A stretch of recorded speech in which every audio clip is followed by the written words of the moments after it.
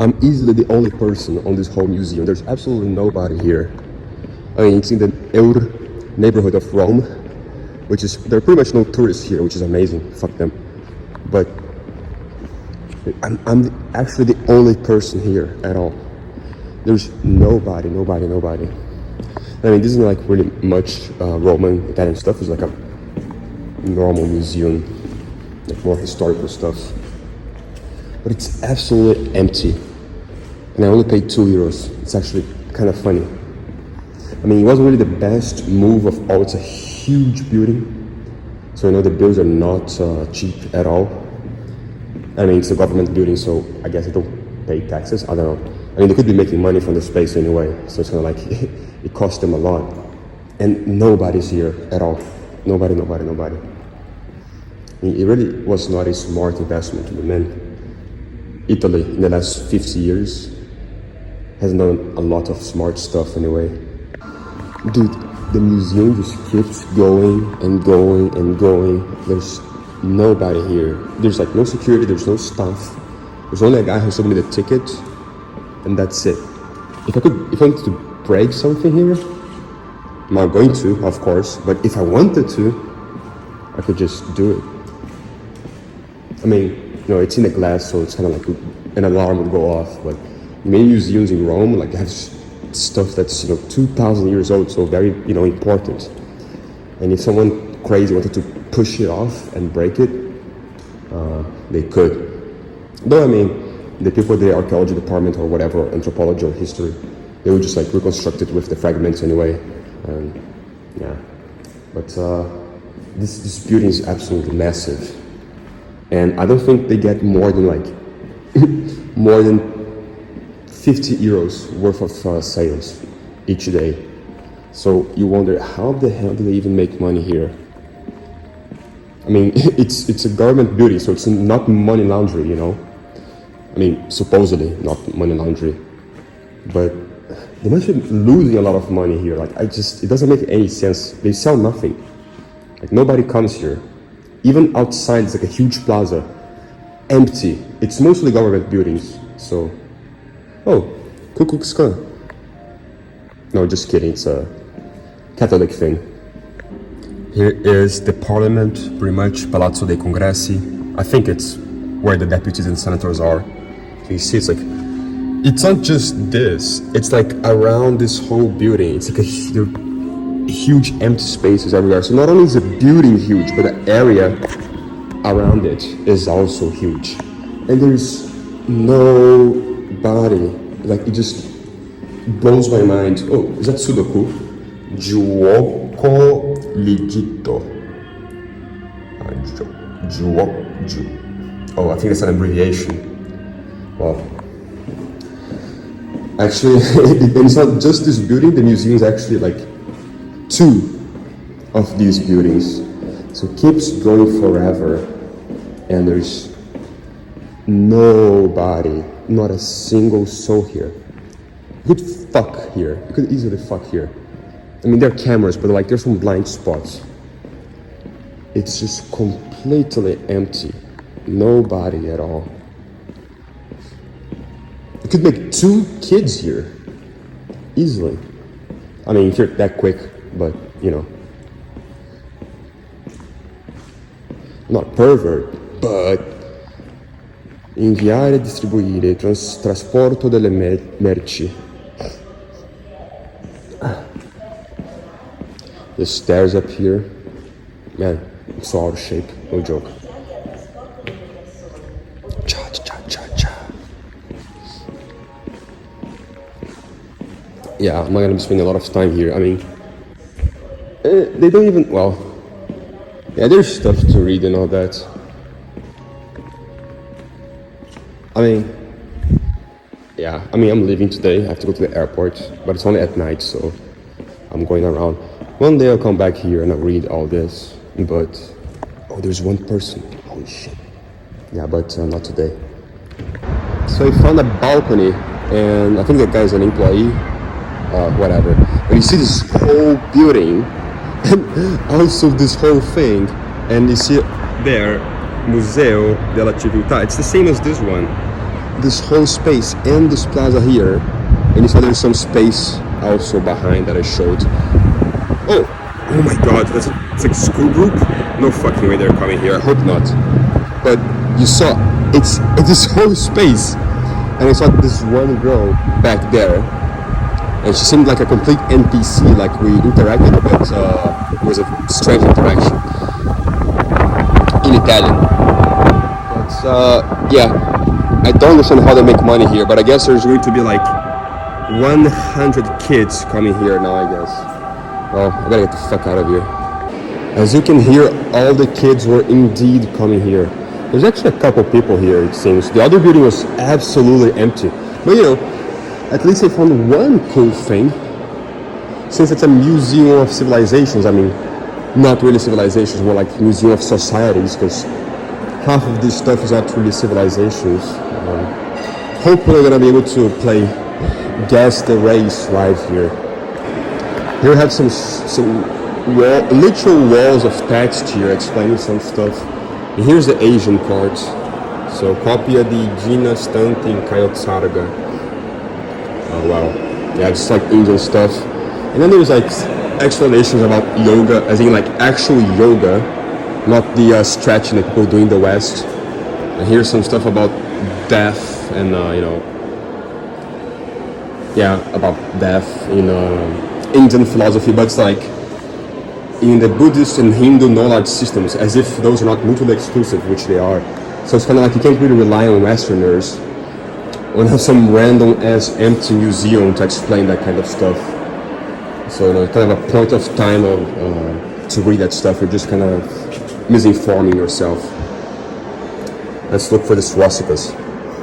This is some slightly interesting stuff. This is from Palmyra, 3rd century. So right in the Roman period then. There was a Palmyride secession there. I think also about the same time period. Buddha, Garuda. You see, I was one of these in my past life. Some cool Chinese stuff. And you look at this from China and you think, oh, it must be really ancient and stuff. No, 17th century. Here we have Vishnu's sleeping on the snake Ananta on cosmic waters. I think Vishnu was like basically the guy in Indian religion that, well, he died and from his body everything came, you know, kind of like Ymir in Nordic mythology. There's some people here. So like crazy amount of people, they're all in a conference. So I guess they pay their bills somehow, but I really don't think like renting a space for a conference is going to give you all the money that you need. Oh my god, the fucking students are coming. Kill me right now. Because we're gonna go into the Oceanian part was closed, was in construction, so it's not like we're losing much here. This is supposed to be the early Middle Ages, which is, you know, for me it's interesting. Actually, for the 20 fuck, it's the High Middle Ages. No, early Middle Ages. Yeah, well, whatever. So we're going that way, and as you can hear, the classrooms behind me, for fuck's sake. Dude, why are they coming exactly to where I'm going?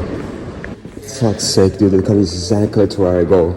Okay, I was reading some stuff on the wall from the early Middle Ages, like some Eastern Roman Empire stuff. I'm just gonna piss off and come back later. There's an American collection, so I'm gonna go see what they have about the Aztecs and whatnot, Incas and stuff. Probably there's gonna be like one thing from Brazil. There were no civilizations in Brazil before Europeans, but there's like some archaeological sites that are, you know, slightly interesting. So there's probably gonna be one thing of those there. Now let me get the fuck out of here.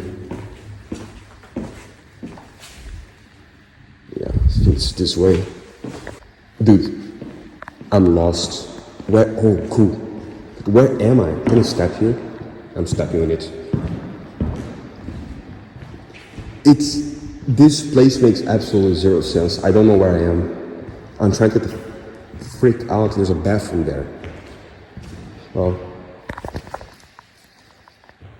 the lion rapes the deer.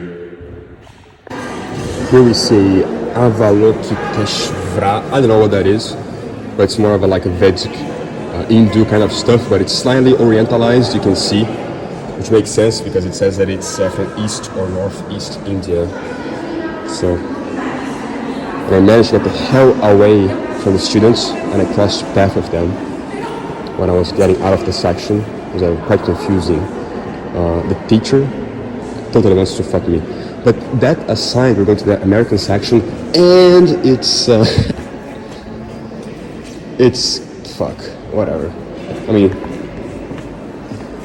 there wouldn't be much to see anyway. Yeah, so we're gonna have to go just to the Middle Ages section because Oceanian doesn't really matter, but both Oceanian and American were closed, so unfortunately, there's not anything else to see, I think. So according to people in the late ancient age, Alexander the Great did not die somewhere in Babylonia. When he reached the end of the road, which, well, he didn't actually, but when he reached the end of the road, he just rose to the heavens, apparently. Very interesting. I have a Stefani Primis Martiri Ego Lupo Grogibus, whatever that means.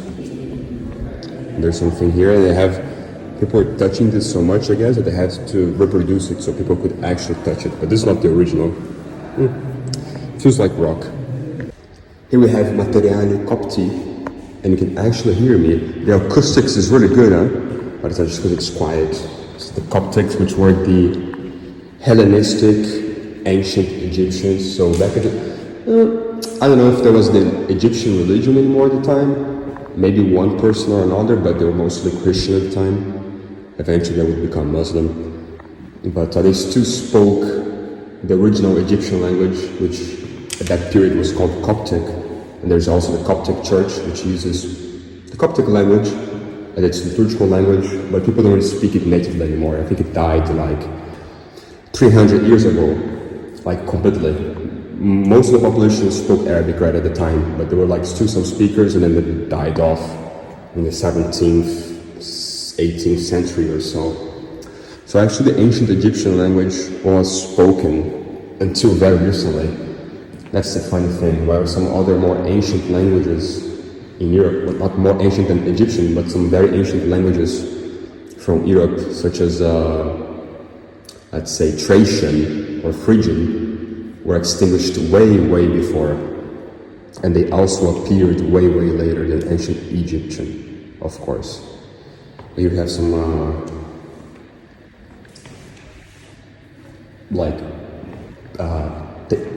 tapestry, it's called in English. They were Christians at the times, as you can see. We have some marginally interesting stuff here as well. Stuff with inscriptions, yada yada yada. And now we have some of the mosaics that are here. The classes there, the students. And funnily enough, most of them just look Italian. They're Italian, so, I mean, Italians nowadays are kind of barbarized, not even gonna lie, but at least they're still Italian. You see a classroom in France, absolutely fucked. But this is, maybe looking at this and thinking, oh, it must be like, it looks like those streets in the Copacabana beach. And that's because, most likely it is. I mean, the Copacabana beach is actually just Portuguese style. I don't know what the name is in English, I don't think there is one.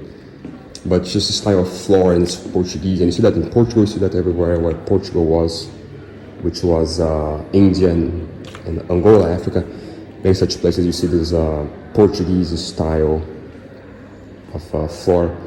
And actually, most likely, if actually some of the Roman ruins in Portugal, they had that style of flooring. So most likely this flooring that you see in Africa and in Brazil and so on and so forth, ironically, it has Roman roots.